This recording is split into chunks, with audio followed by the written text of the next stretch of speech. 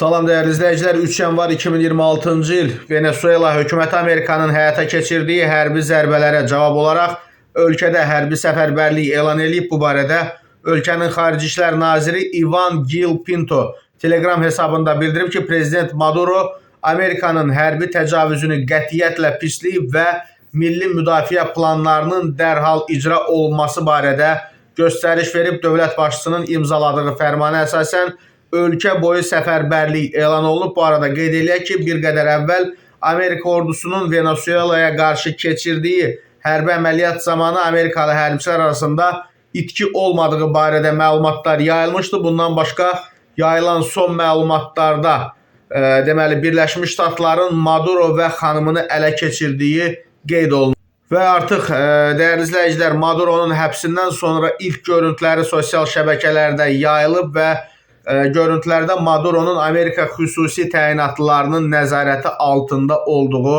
əks olunub.